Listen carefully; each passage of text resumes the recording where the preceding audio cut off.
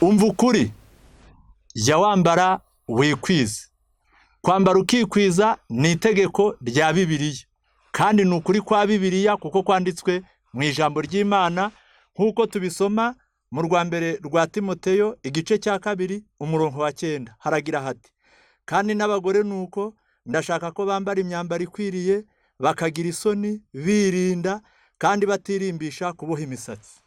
Ijambo ry'Imana ritubwiye yuko abantu bakwiriye kwambara bakikwiza. Impamvu zidutera kwambara ni nyinshi, ariko iyikubitiro ikwiriye gutera buri muntu wese kwambara ni uguhisha isoni z'ubwambure bwe, nk'uko byanditswe mu gitabo cy'Ibyahishuwe 3:18 n'igitabo cy'Ibyahishuwe 16 umurongo wa 15.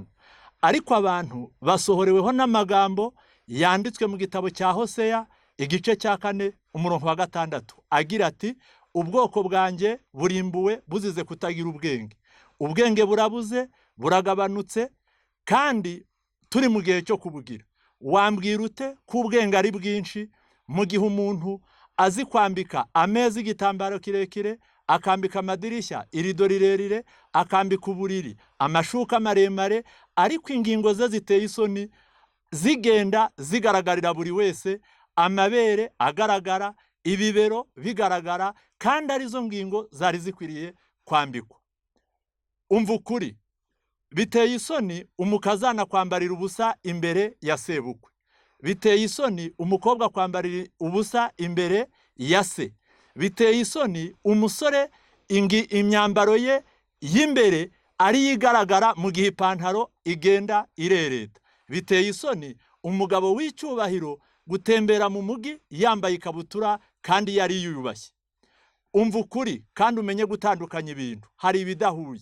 Hari imyambarire y'abamaraya, hari n'imyambarire y'abantu bihesha agaciro kandi bubaha Imana, bazi kwiriho.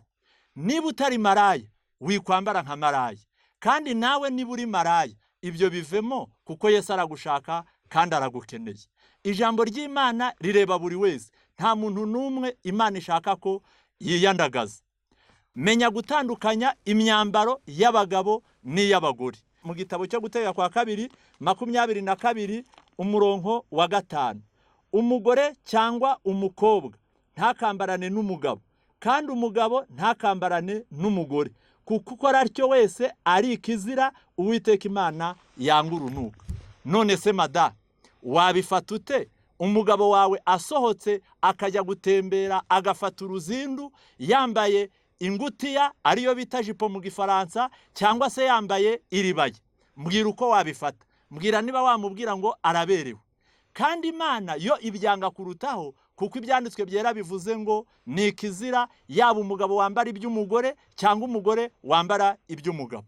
Menya ukuri kandi wumva ukuri. Umva ukuri, uba wambaye nabi iyo wambaye ibigufi bikubuza kwicara. Uba wambaye nabi iyo wambaye ibigufashe bituma utabasha gutera intambwe. Uba wambaye nabi iyo wambaye ibikengerana cyangwa ibibonerana.